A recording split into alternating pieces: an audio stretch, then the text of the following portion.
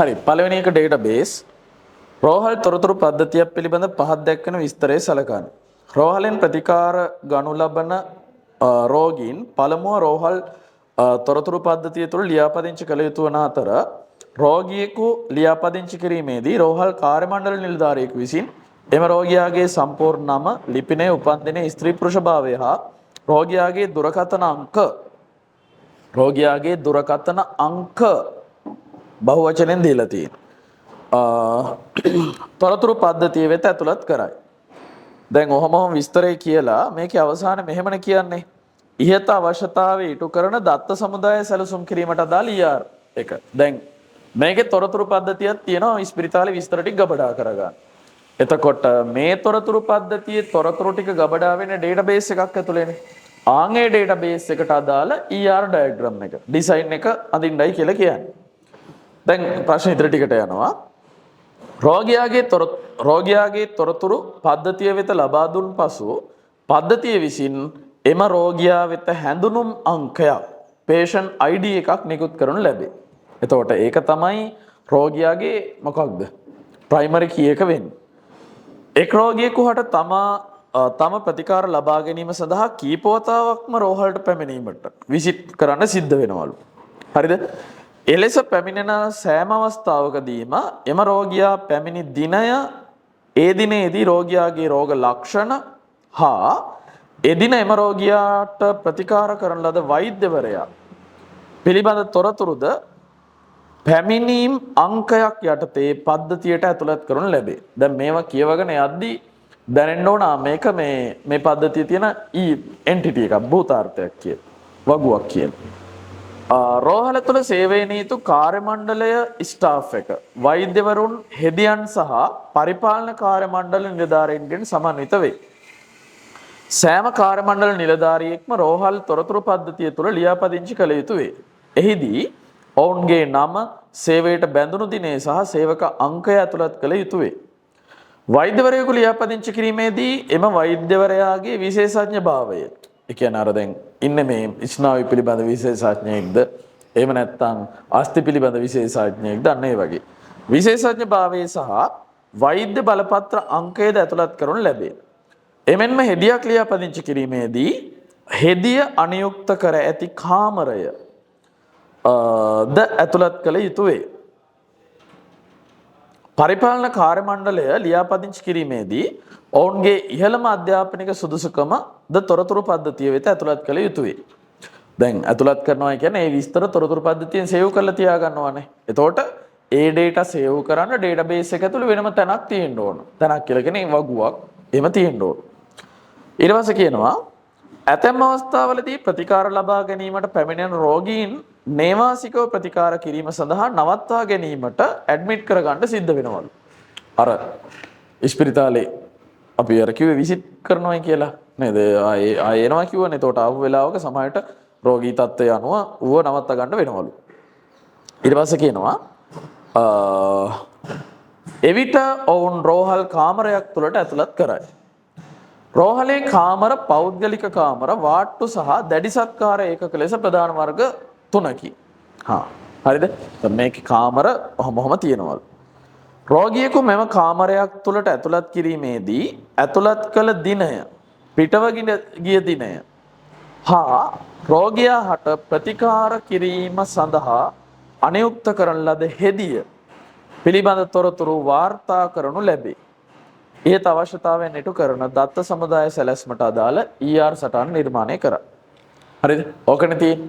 හරි. එතකොට අපිට මේක පටන් ගන්න පුළුවන් හොස්පිටල් කියන රූට් එකෙන්නේ. එහෙම නැත්නම් මේ ප්‍රධාන භූතාර්ථය. ඒතර මේකේ මුලින්ම කියන්නේ හොස්පිටල් එකට බෙහෙත් ගන්න වෙන රෝගියෙක් සිස්ටම් එකේ ලියාපදිංචි කරනවා. එහෙනම් ඔන්න හොස්පිටල් එකෙන් ප්‍රතිකාර අර ගන්නවා. ට්‍රීට් කියලා ලියන්න පුළුවන්. කවුද ලෙඩ්ඩු? රෝගීන්. එතකොට මේකේ ඕන කරන ඉංග්‍රීසි වචන ටික දීලා තියෙනවානේ. හරි? patient කෙනෙක්.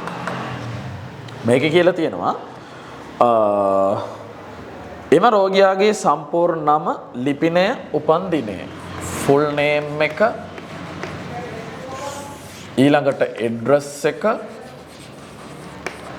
උපන් දිනය date of birth, ස්ත්‍රී පුරුෂ භාවය, gender,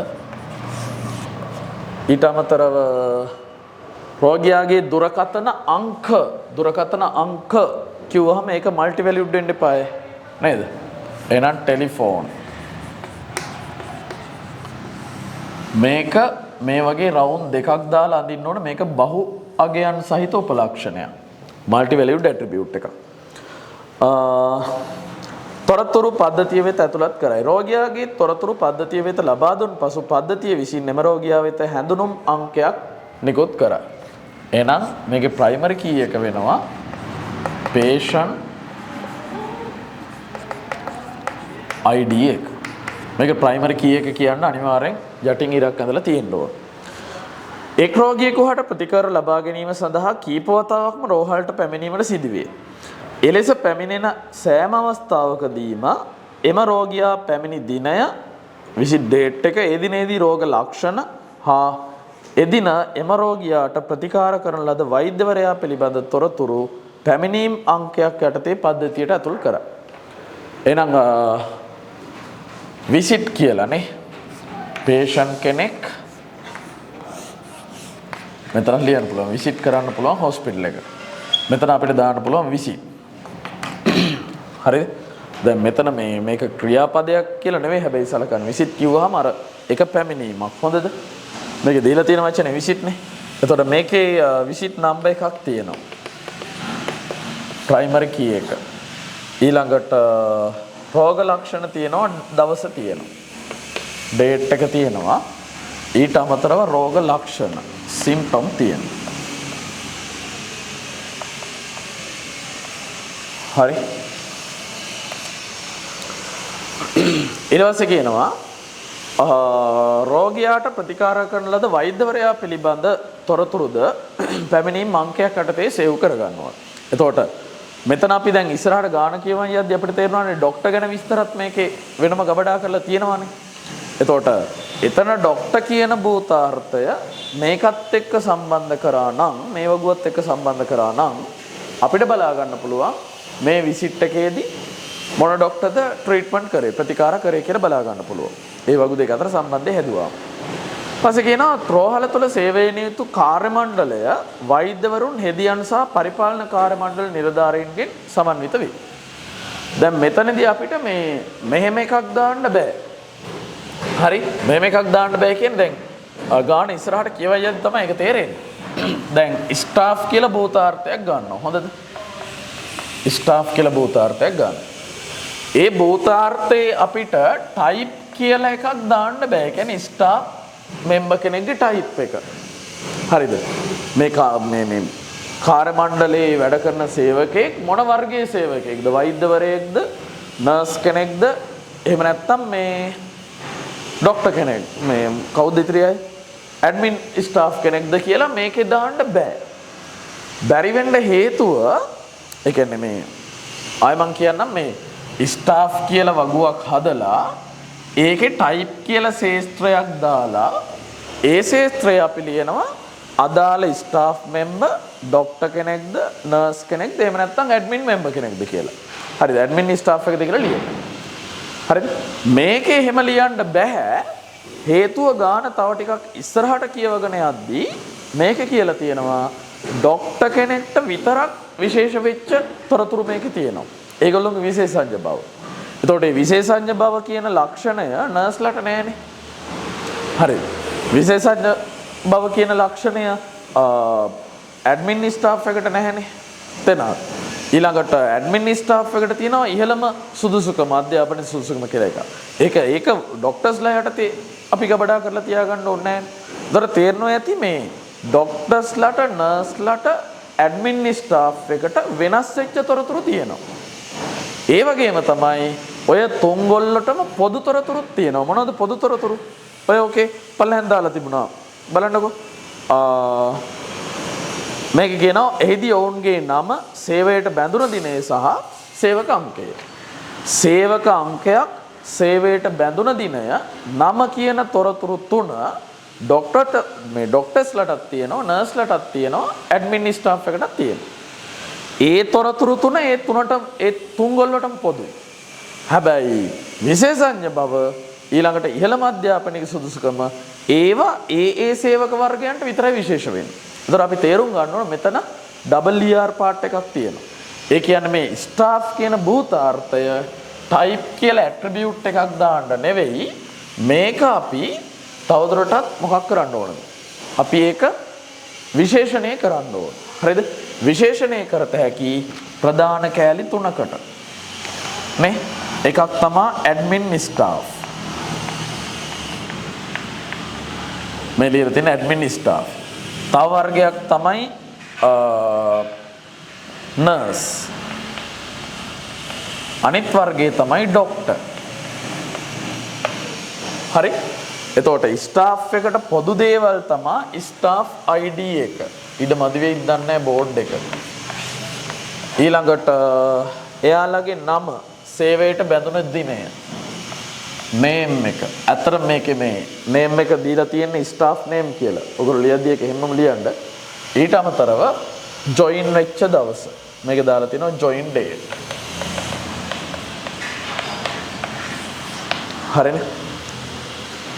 ස්ටාෆ් ID එකක් යටතේ ගබඩා කරලා තියෙයි. වෛද්‍යවරයෙකු ලියාපදිංචි කිරීමේදී එම වෛද්‍යවරයාගේ විශේෂඥ භාවය මේ ડોක්ටර් කියන එකට විශේෂයෙන් එනවා එයාගේ විශේෂඥ භාවය. මේකේ දාලා තියෙන ස්පෙෂලායිසේෂන් කියලා. හරිද? ස්පෙෂල් මේ බෝඩ් එකේ ඊට බොහොම සීමිත කරගෙන ලියන්න. නිසා හොඳට වීඩියෝ එක බලන්න. බලන ගමන් අඩුපාඩු ටික හදාගන්න.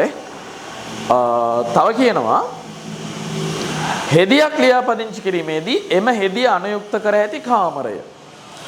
කාමර ගැන විස්තර පල්ලෙන් දාලා තිබ්බනේ.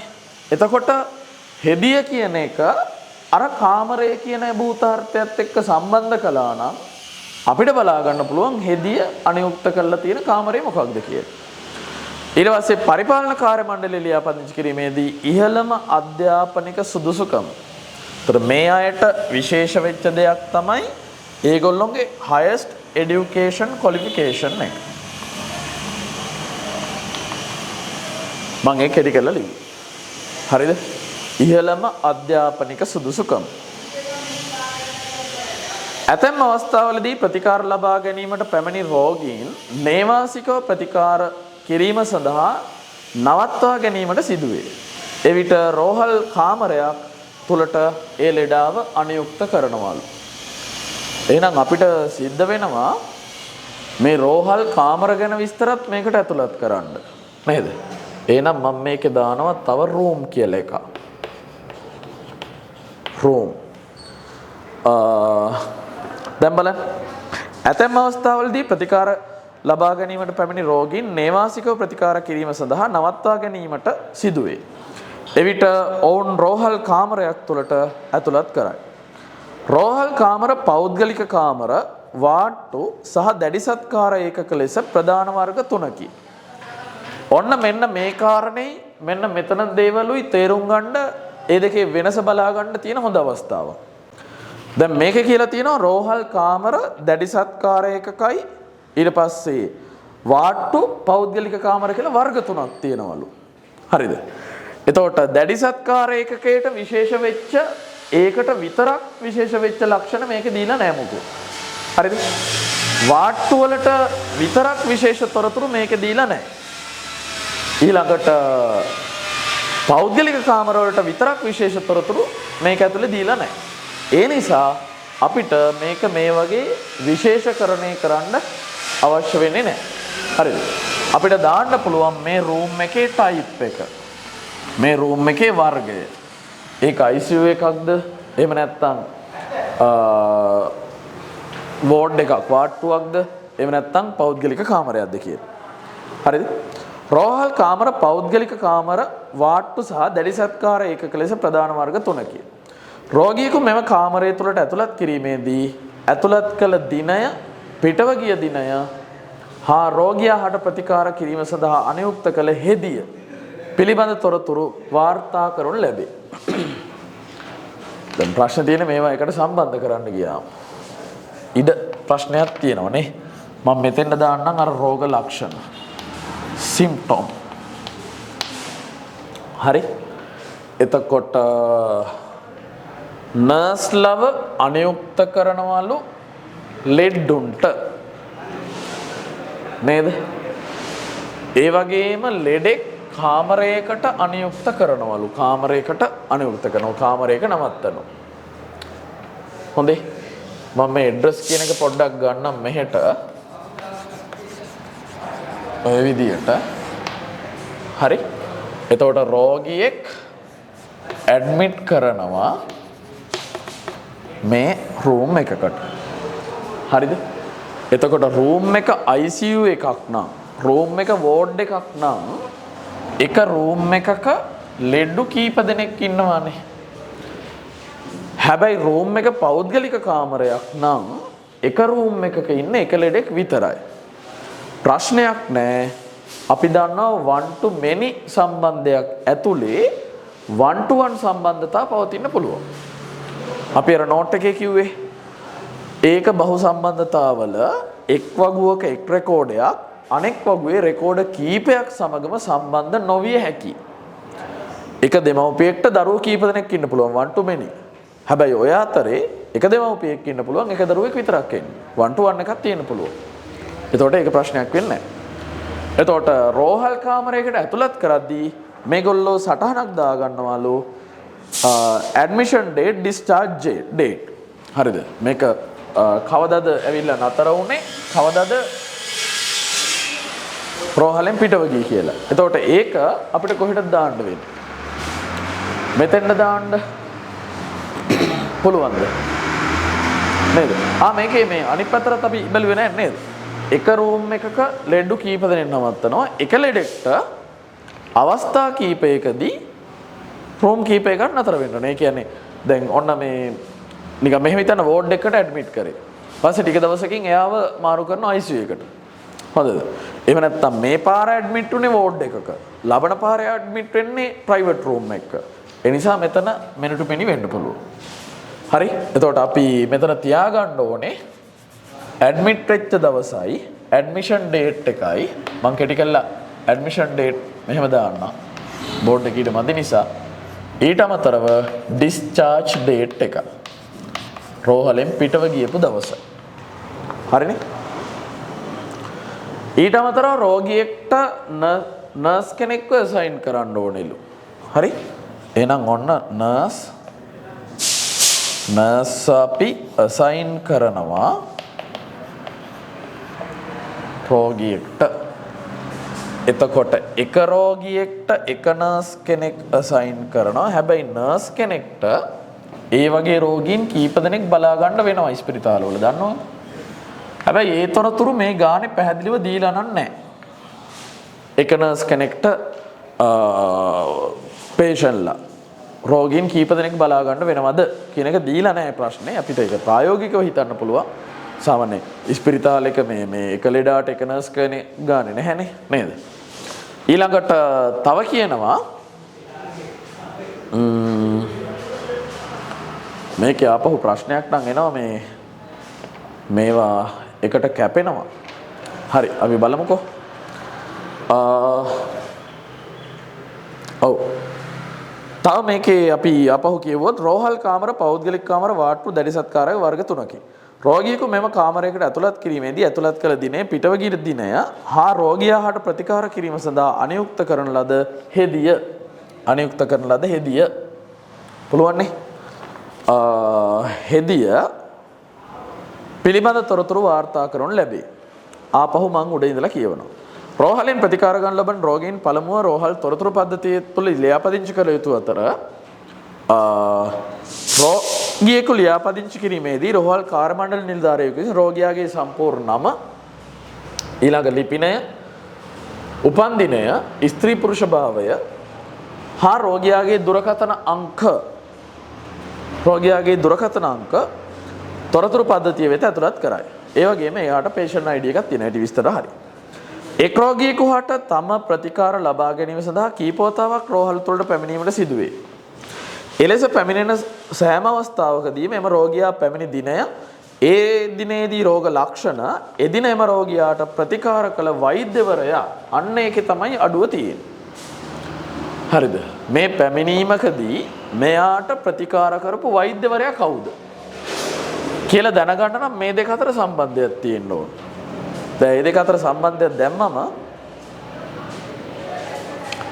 මේක උඩින් යනවනේ. ඒ නිසා අපිට පුළුවනි මෙයාව මෙතෙන්ට දාමු.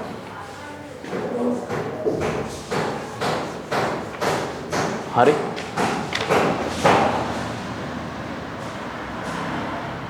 ඔව්.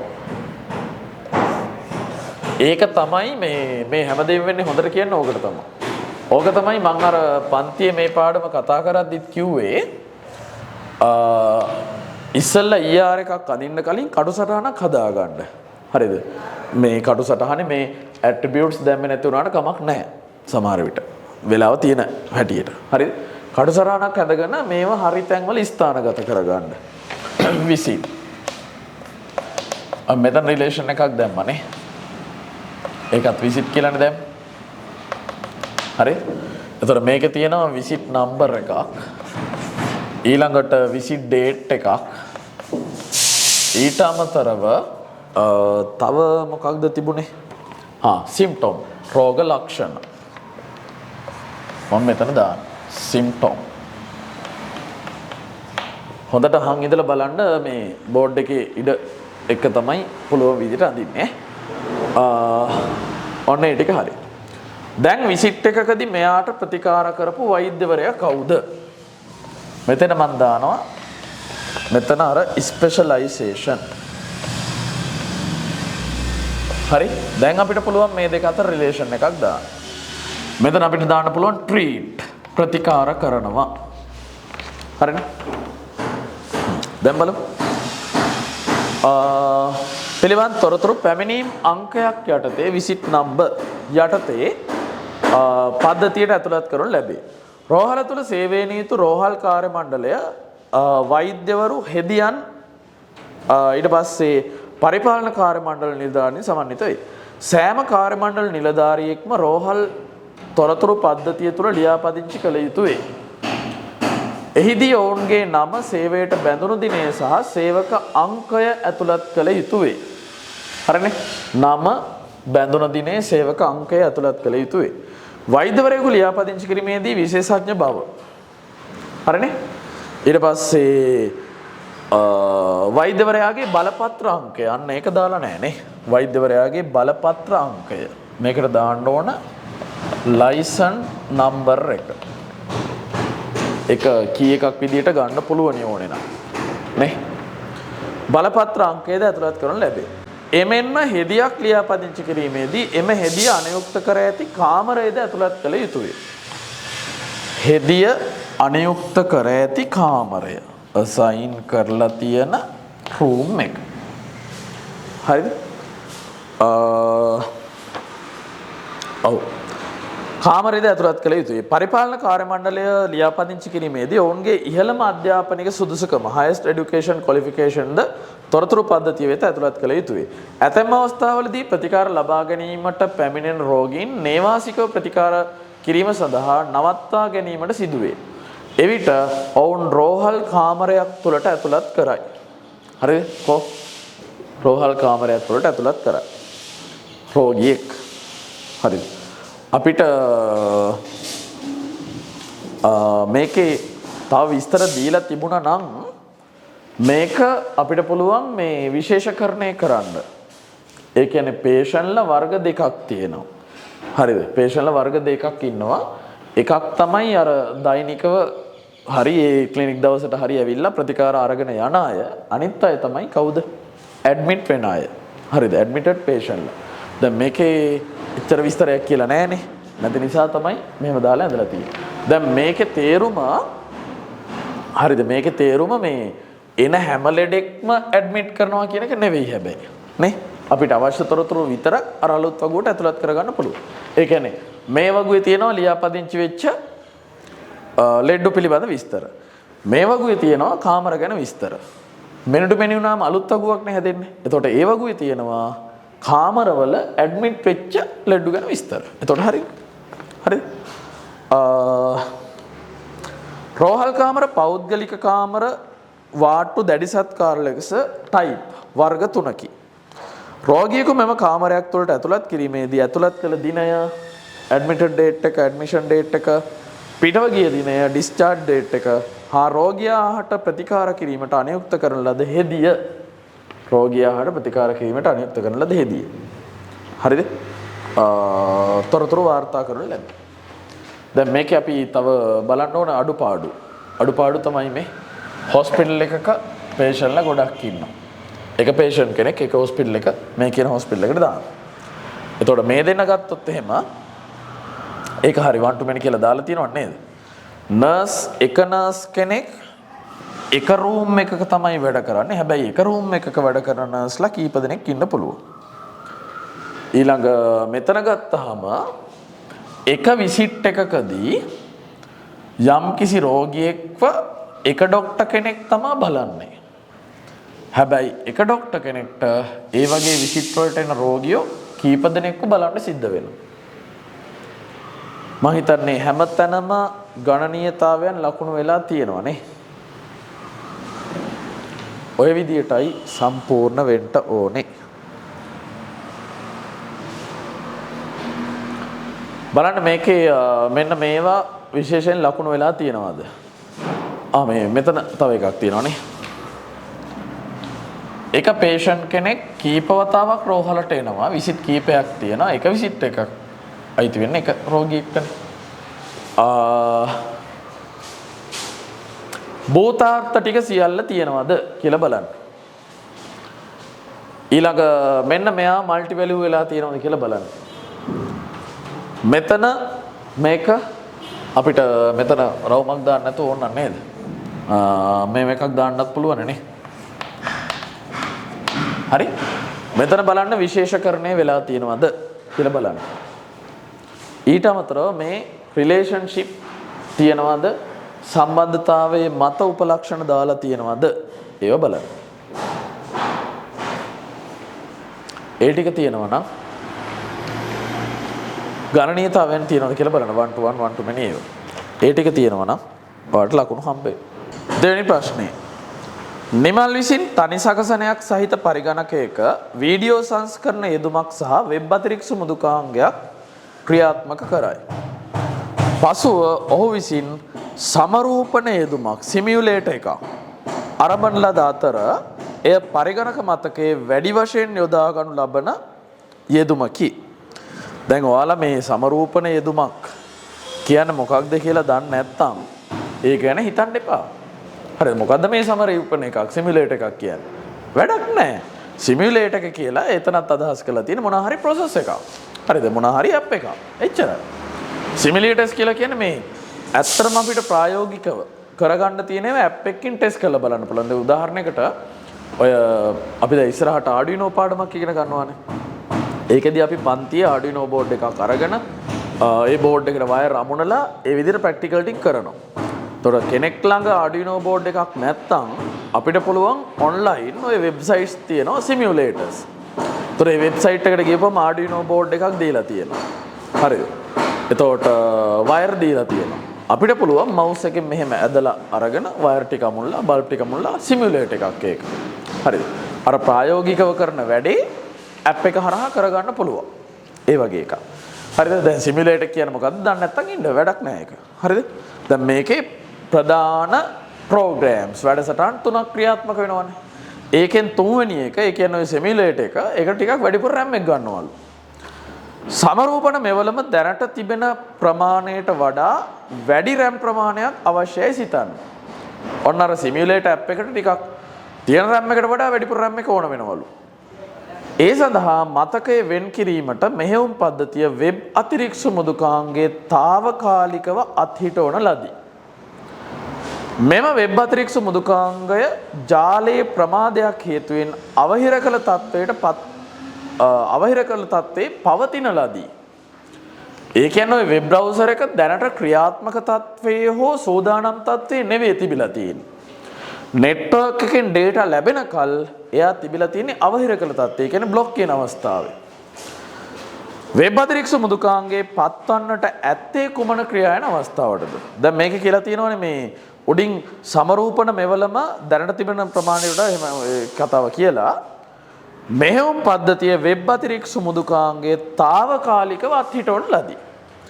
දැන් අර ක්‍රියායන තත්ත්ව රූප සරහනේ ඔයාලට මතක ඇති ක්‍රියාත්මක වෙවි ඉන්න කෙනෙක් එයාට ක්‍රියාත්මක වෙන්න අවශ්‍ය ආදාන ප්‍රතිදාන දත්ත ලැබෙන තෙක් එයා පත් වෙනවනේ අවහිර කළ අවස්ථාවට. හරිද? අවහිර කළ අවස්ථාවේ ගොඩක් වෙලා රැඳිලා ඉන්න ක්‍රියායනයක් තියෙනවා නම් ඒවා ප්‍රධාන මතකයේ ඉඩ ලබා දීම උදෙසා වෙන කෙනෙක්ට ඒ අයව ප්‍රතිහරණය කළ යවනවා අත්‍ය මතකයට. අත්‍ය මතකයට ප්‍රතිහරණය කළාම අපි දන්නවා ඒ අයව පත් වෙන අවස්ථාව තත්වය තමයි මොකද්ද? ප්‍රතිහරණය කරන ලද සහ අවහිර කළ අවස්ථාව. ඒ නැත්නම් අපි කියනවා අත්හිටවන ලද සහ අවහිර කළ අවස්ථාව කියලාත් කියනවා. හරිද? ඔයාලට මතක ඇති මෙන්න මේ RAM එකේ අවහිර කළ තත්ත්වයේ තිබ්බ දත්ත අත්‍ය මතකයට මාරු කරලා යවද්දි මේ ඊතලයේ උඩ අපි ලිව්වේ මොකද්ද ලිව්වේ? తాවකාලිකව අත්හිටු වීම. ආපහු ප්‍රධාන මතකයට ඒව ගනිද්දී ඊතලයේ උඩ ලිව්වා සක්‍රීය වීම. මතකද?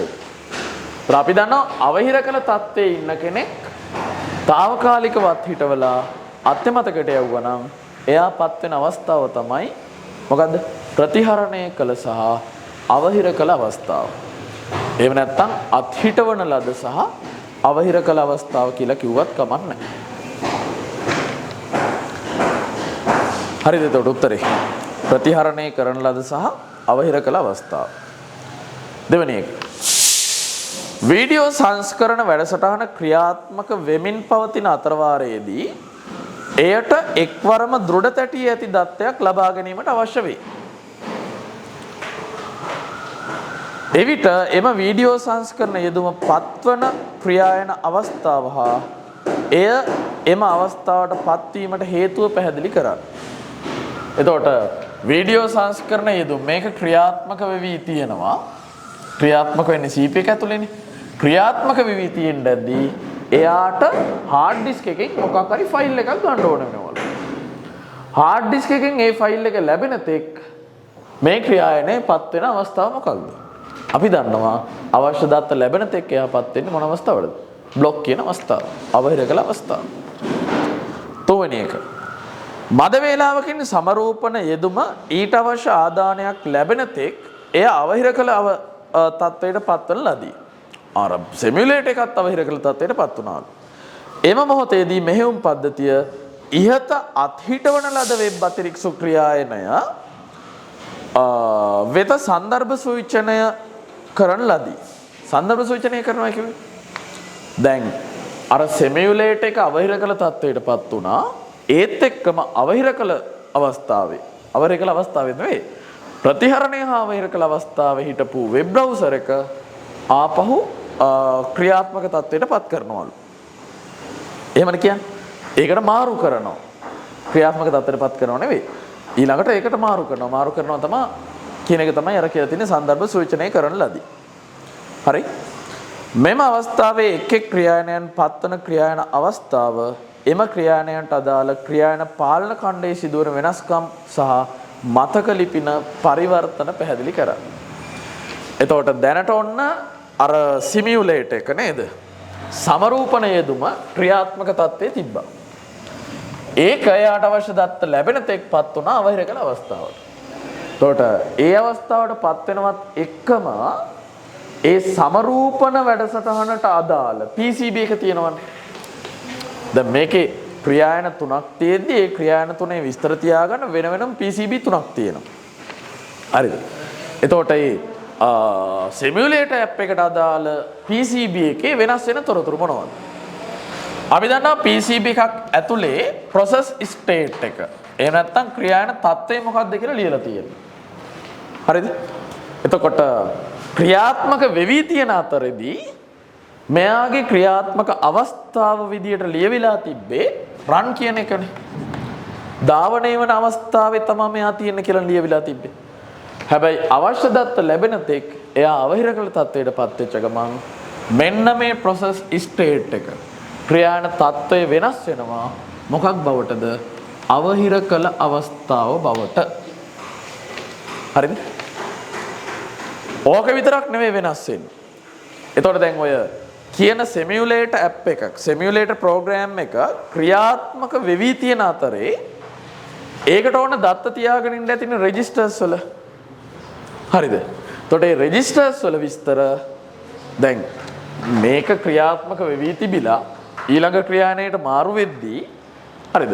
ඊළඟ ක්‍රියාණයට සන්දර්භ සූචනය කරද්දී සීප් එක ඇතුලේ තිබ්බ රෙජිස්ටර්ස් ඒවා ඇතුලේ ගබඩා කරලා තිබ්බ දත්ත ඒවත් අයින් කරන්න එපාය. ඒතර අයින් කරලා ඒවා ඩිලීට් කළම දාන්න බෑනේ. මොකද අර සිමියුලේටර් ඇප් එක తాවකාලිකවනේ මෙතෙන්ද ගියේ. හරිද? ඒගොල්ලෝ ආපහු දවසක් ක්‍රියාත්මක තත්ත්වයට එනවනේ සූදානම් තත්ත්වය හරහා. හරිද? එහෙම ක්‍රියාත්මක තත්ත්වයට එද්දී අර නවතින්දි ගබඩා කරලා තිබ්බ රෙජිස්ටර්ස් වල ගබඩා කරලා තිබ්බ දත්ත ආපහු රීස්ටෝර් කරන්න ඕන. හරිද? රීස්ටෝර් කරන්න නම් ඒ දත්ත කොහේ හරි තියලා තියෙන්න ඕන. එහෙනම් මේකේ තව අපිට ලියන්න පුළුවන් රෙජිස්ටර්ස් වල තිබ්බ data. හරිද? ක්‍රියාණයට අදාළ රෙජිස්ටර් දත්ත. හරිද? ඒවත් මේකේ තියෙනවා.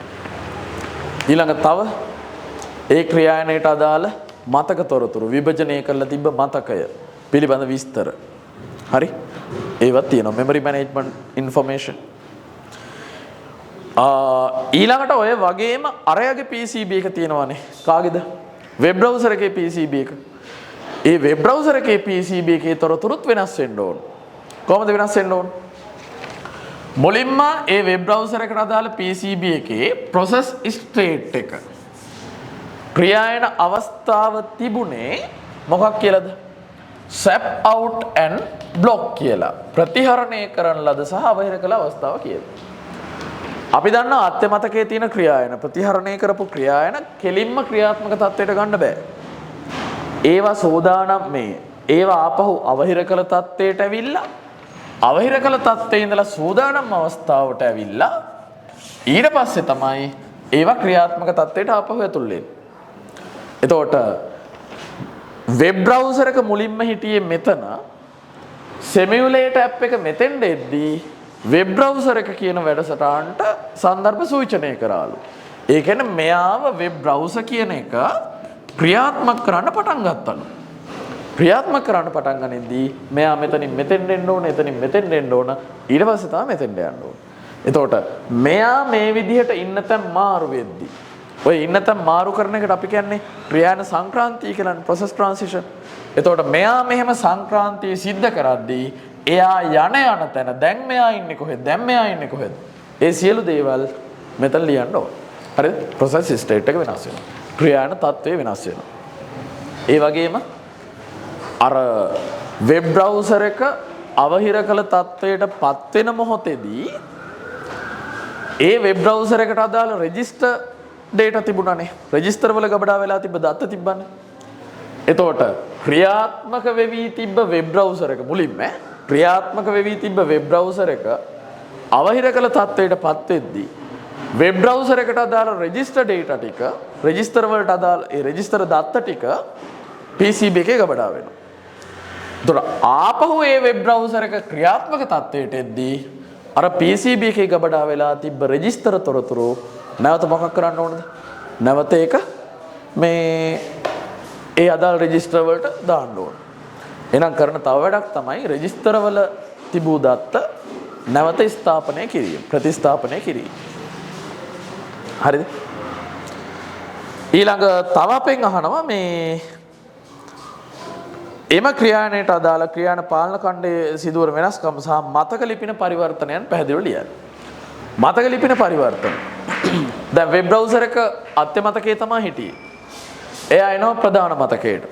අපි දන්නවා අත්‍ය මතකයේ ප්‍රධාන මතකයේ ගත්තම මේකට තියෙන ලිපින වර්ග දෙකක්. මේගොල්ලොන්ට තියෙන අත්‍ය ලිපින, ඒව නැත්නම් අතාත්වික ලිපින, තාර්කික ලිපින කියලාත් කියනවා. ඒවා RAM එකට තියෙන්නේ ප්‍රධාන මතකයට තියෙන්නේ භෞතික ලිපින. අත්‍ය මතකයේ හිටපු කෙනෙක් ප්‍රධාන මතකයට එද්දී අත්‍ය ලිපිනය පරිවර්තනය කරන්න වෙනවා මොන ලිපිනයක් බවට? භෞතික ලිපිනයක් බවට. ඒකටනේ අපි අර මැපින් කියලා කියන්නේ.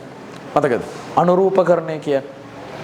එහෙනම් ලිපින පරිවර්තන තමයි වෙබ් බ්‍රවුසර් එක වෙබ් අතිරික්ෂ ක්‍රියායනයේ අත්‍ය මතකයමු භෞතිකයම් බවට පරිවර්තනය වීම. හරි. මෙන්න B කොටස. එවකෝ.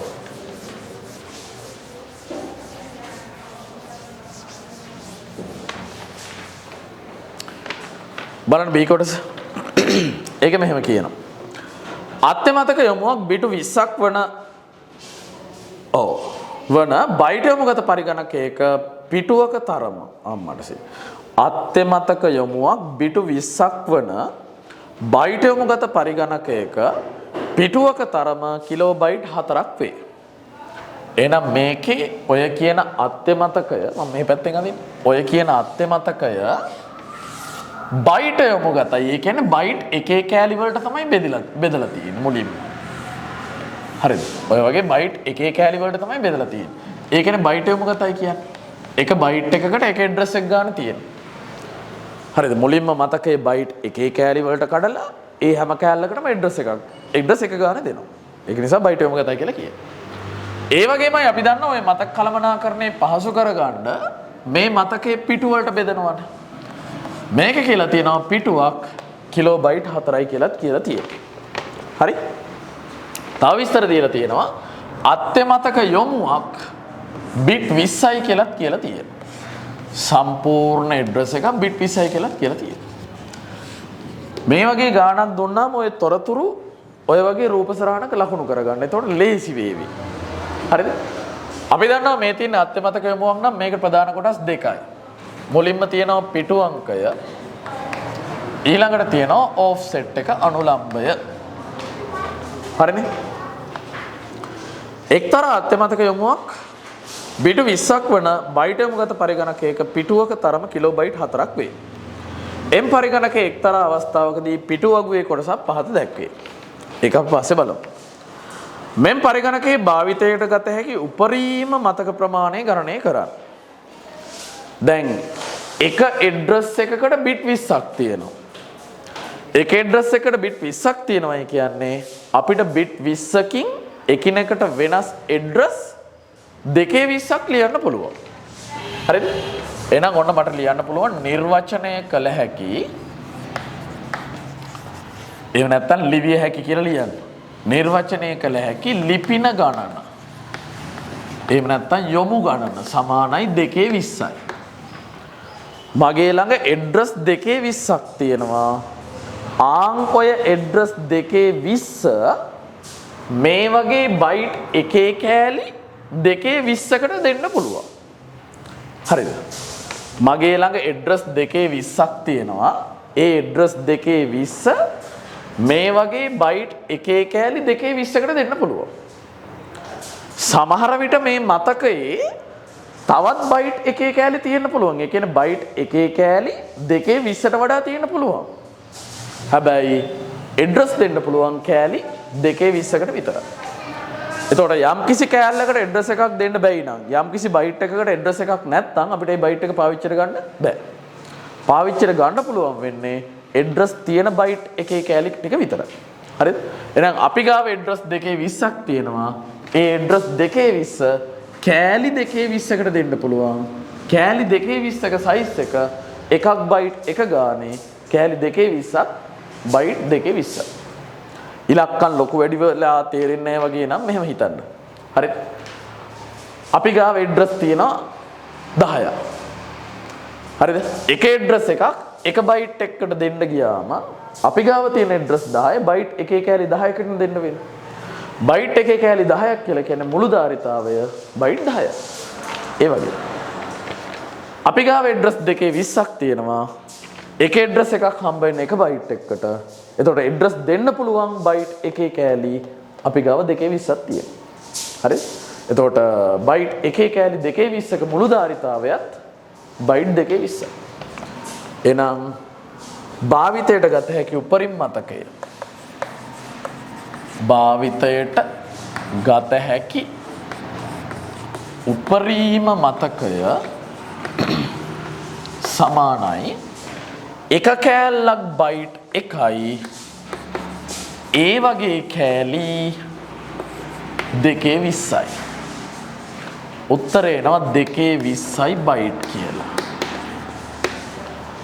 මේක 210න් බෙදලා කිලෝබයිට් කරත හැකියි. එතකොට උත්තරේ එනවා 210යි කිලෝබයිට්. ආය 210න් බෙදලා මෙගාබයිට් කරත හැකියි. එතකොට මෙගාබයිට් 1යි.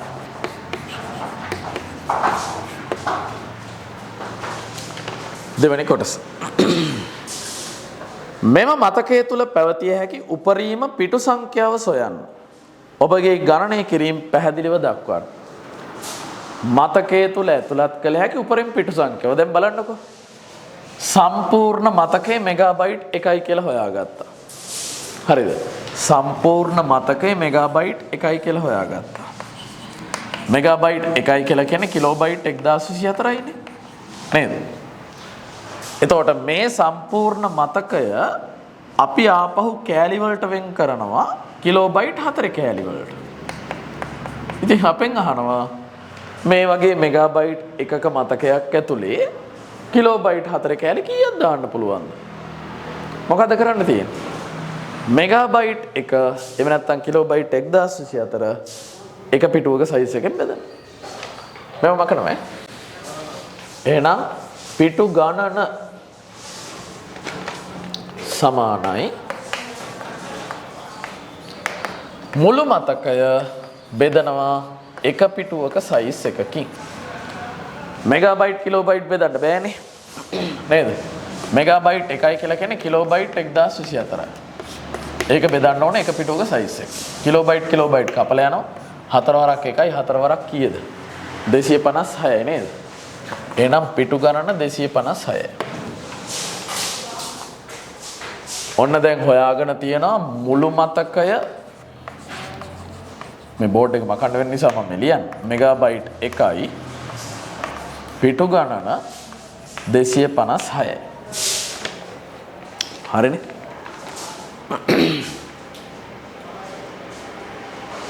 ඊළඟ 0x 12යි c4යි d යන අත්යමුවේ පිටු අංකය සහ නෙරුව දීමේ ආකාරයෙන් දක්වන්න. පිටු අංකය සහ නෙරුව කියලා කියන්නේ ඔෆ්සෙට් එක. අනුලම්බය කියලා කියන්නේ අන්න ඒක. දැන් ඔය දීලා තියෙන ඇඩ්‍රස් එක. ඇත්තටම ඔය මේ දීමේ ආකාරයෙන් ලියන්න ඕන ඇඩ්‍රස් එකක් ෂඩ් දශමයේ විදිහටනේ දීලා තියෙන්නේ. නේද?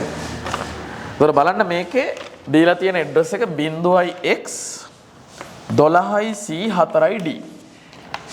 මෙතන ඔක්කොම ෂඩ් දශම ඉලක්කම් තියෙනවා 1යි 2යි 3යි 4යි 5. ෂඩ් දශම ඉලක්කම් 5ක් දීමේ කරොත් දීමේ බිටු එක බිඳුවේ ඒවා එනවා 20ක්. හරිනේ? ඇඩ්‍රස් එකට බිට් 20යි. හැබැයි ඇඩ්‍රස් එකට බිට් 20යි කියලා දන්නවා වුණාට අපි දන්නේ නැහනේ පිටු අංකයට ඒකෙන් බිට් කීයක් ඕන කරනවද? අනුලම්බයට ඒකෙන් බිට් කීයක් ඕන කරනවද කියලා අපි දන්නේ නැහැ. ඒ නිසා මුලින්ම හොයාගෙන ඉන්න වෙනවා පිටු අංකයට සහ අනුලම්බයට යන බිට් ගාන. ඒක හොයාගන්න පුළුවන් ක්‍රම දෙකක් තියෙනවා. ක්‍රම දෙක තමයි මෙන්න මේ. හරිද? අපි දැන් හොයාගත්තා මම මේ ක්‍රම දෙක දෙපැත්තටම හදලා පෙන්නන්නම් ඈ. අපි හොයාගත්තා මේ මතකයේ සම්පූර්ණ පිටු තියෙනවා 256. අපි දන්නවා 256 කියලා කියන්නේ 2 8 වෙනි බලයෙන්. හරිද? 256 කියන්නේ 2 8 වෙනි බලය. එතකොට පිටු 256කට ඒ කියන්නේ පිටු 2 8කට පිටු 256කට පිටු අංකත් 256ක් ඕන වෙනවා. හරි? පිටු අංක 256ක් ලියන්න නම් අඩුම තරමේ බිට් කීයක් ඕන වෙනවද?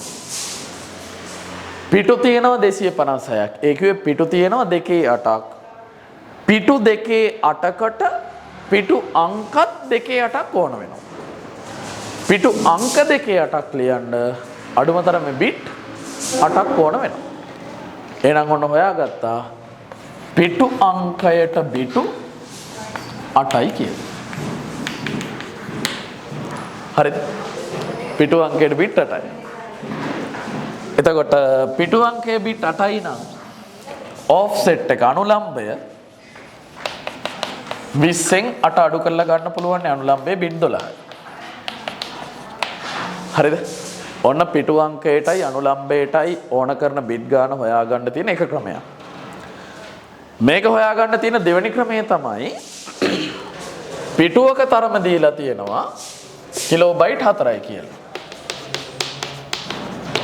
පිටුවක් කිලෝබයිට් 4යි. ඔය අනුලම්බය කියන්නේ දැන් මේක මෙහෙම හිතන්නකෝ. මේක නිකන් පොතක පිටු කියලා හිතන්න. හරිද? එතකොට පොතේ හැම පිටුවකටම අංකයක් දීලා තියෙනවා. ආන්ගේ පිටුවේ අංකය ලියන්න තමයි page number කියන කෑල්ල ඕන වෙන්නේ. ඊළඟට පොතේ රූල් තියෙනවනේ. හැම රූල් එකටම අංකයක් දීලා තියෙනවා කියලා හිතන්න. ආන්ගේ රූලේ අංකය ලියන්න තමයි offset එක අනුලම්බය කියන කෑල්ල ඕන වෙන්නේ. හරිද? එතකොට රූලේ අංකය ලියන්න තමයි අනුලම්බය ඕන වෙන්නේ. මේක නිකන් උදාහරණ කරගන්න රූලේ අංකය කියලා. හරිද? රූලේ අංකය. රූලේ අංකය නෙවෙයි ඈ. තේරුම් ගන්න කියන්නේ රූලේ අංකය කියලා නිකන් ඔළුවේ තියාගන්න. તો රූලට අංකයක් දෙන්නේ අනුලම්බය කියන කොටස පාවිච්චි කරලා, නෙරුව කියන කොටස පාවිච්චි කරලා. දැන් මේ හිතන්න. පිටුවක් කිලෝබයිට් 4යිලු. අපි දන්නවා මේ පිටුවක් රූල් වලට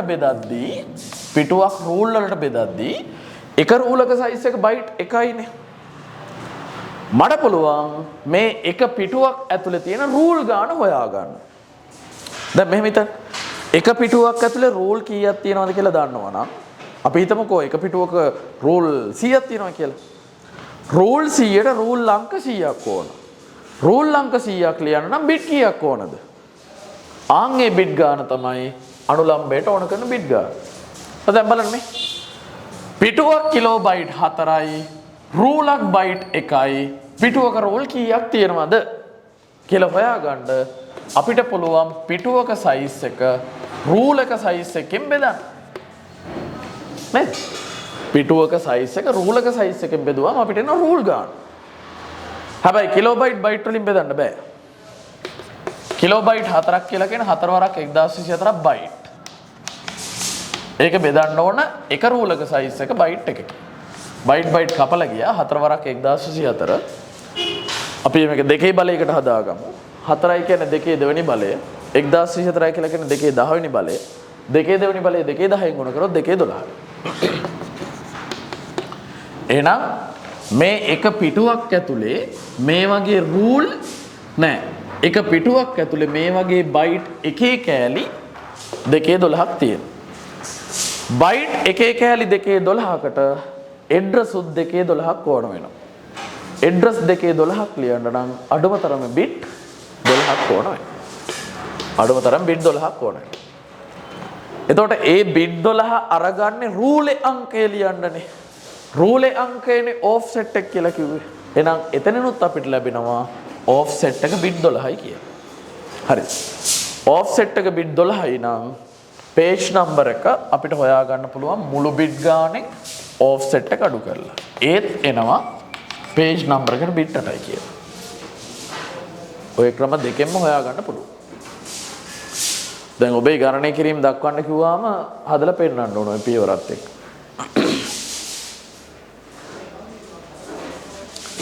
හරි. එහෙනම් මේ ටික මකනවා. මම දැනට හොයාගත්ත තොරතුරු ටික ඕන තැන් වලින් වීඩියෝ එක පෝස්ට් කරගත හැකිනේ. දැනට හොයාගත්ත තොරතුරු ටික මේ රූපසරහන් ලකුණු කරනවා. page number එකට bit 8යි. offset එකට bit 12. දැන් ආයෙනවා ප්‍රශ්නය. 0x 12යි C4යි D යන අත්‍යවමයේ පිටු අංකය සහ නෙරුව දීමේ ආකාරයෙන් දක්වන. ඉස්සෙල්ලාම ඉතින් පිටු අංකයයි නෙරුවයි දීමේ කරන්න කලින් ඇඩ්‍රස් එක දීමේ කරන්න එපාය. 1 0.3යි 1යි 2 0.2යි 10යි C 11යි 0.2යි 4 0යි 100යි D 11යි 0යි 1යි. අපි දන්නවා මේකේ පළවෙනි බිට් 8 තමයි page number එක. පළවෙනි බිට් 8. මේක තමයි පිටු අංකය. මේ රූප සටහන ලකුණු කරා නම් හරි. ඉතිරි ටික තමයි අනුලම්බය. එහෙම නැත්නම් නෙරුව. හරිද? ඊළඟ කොටස. ඉහත අත්යමුව අනුරූපණය වන භෞතික මතක යොමුව ෂඩ්දශමය ආකාරයෙන් ලියන්න. හැබැයි භෞතික යොමුවක් බිටු 16ක් වේ කියලා කියලා තියෙනවා. දැන් අනුරූපකරණය කියලා කියන්නේ අත්යමුවක් භෞතික යොමුවකට පරිවර්තනය කිරීමේ ක්‍රියාවලියනේ. එතකොට අත්යමුවේ භෞතික යොමුවේ තියෙන බිට් ගාන වෙනස් වෙන්න පුළුවන්. හැබැයි අපි පන්තියේ කතා කරා මෙන්න මේ කාර්යය මොකක්ද? මේ තියෙන්නේ අත්යමුවක් නම් මේ තියෙන්නේ භෞතික යොමුවක් නම් අත්යමුවක් භෞතික යොමුවකට හැරෙද්දී ඒ කියන්නේ අනුරූපකරණයක් කරද්දී මේ අනුලම්බය කියන කොටස වෙනස් වෙන්නේ නැහැ. අනුලම්බය එහෙම්මම එනවා. වෙනස් වෙන්නේ පිටු අංකයේ විතරයි. පිටු අංකය හැරෙනවා ඊට අනුරූප රාමු අංකයේ බවට. පිටු අංකය ඊට අනුරූප රාමු අංකයට හැරෙනවා. එතකොට මේ පිටු අංකයට ගැලපෙන රාමු අංකය මොකක්ද? ඒක හොයාගන්නේ කොහොමද? මේ පිටු අංකයට ගැලපෙන රාමු අංකය හොයාගන්නේ මොකෙන්ද? page table එකෙන් පිටු අගුවේ. දැන් ඕගොල්ලන්ට පිටු අගුව පේපර් එකේ දීලා තියෙනවා. බලන්න. එතකොට page table එකේ page number එක frame number එක දීලා තිබ්බට ඒවා දීලා තින්නේ දශමයේ විදියට. එහෙනම් අපිට සිද්ධ වෙනවා මෙන්න මේ පිටු අංකයට ගැලපෙන රාමු අංකය මොකක්ද? හරිද? රාමු අංකය මොකක්ද කියලා පිටු අගුවෙන් හොයාගන්න නම් ඉස්සල්ලාම අපිට සිද්ධ වෙනවා මෙන්න මේ පිටු අංකය මොකක් කරන්නද? දශමය කරන්න. මේ පිටු අංකයේ දශමය කරොත් 1යි 2යි 4යි 8යි 16යි කියලා ලියලා පිටු අංකය එනවා කීයද? 18යි. ඔන්න පිටු අංකය එනවා 18යි කියලා. දැන් ඕගොල්ලෝ බලන්න දීලා තියෙන page table එකෙන් පිටු අංකයේ 18ට ගැලපෙන රාමු අංකය කීයද? පිටු අංකයේ 18ට ගැලපෙන රාමු අංකය තමයි 6. හරිද? එහෙනම් මෙන්න මේ අත්යමුව භෞතික යොමුවට හරවද්දී මේ 18 කියන පිටු අංකයේ වෙනුවට රාමු අංකය යොදන්න ඕන කීයද? 6 කියලා. හැබැයි ඒක දශමයේ වලින් දාලා බෑ. දීමේ වලින් දාන්න එපාය. දීමේ වලින් දාද්දිත් තව දෙකක් ගැන හිතන්න තියෙනවා. මොකද්ද හිතන්න තියෙන්නේ? මේකේ කියලා තියෙනවා අත්යමුවක් බිට් 20 වුණාට භෞතික යොමුවක් බිට් 16යිලු. මේක බිට් 16යිලු. හැබැයි අපි කිව්වා අනුරූපකරණයක් වෙද්දී අනුලම්බයේ කොටස නෙරුව කොටස වෙනස් වෙන්නේ නැහැ. නෙරුවට අනුලම්බයට බිට් 12ක් අරන් තියෙනවා. ඒ නිසා භෞතික යොමුවේ නෙරුවට බිට් 12ක් තියෙන්න ඕන.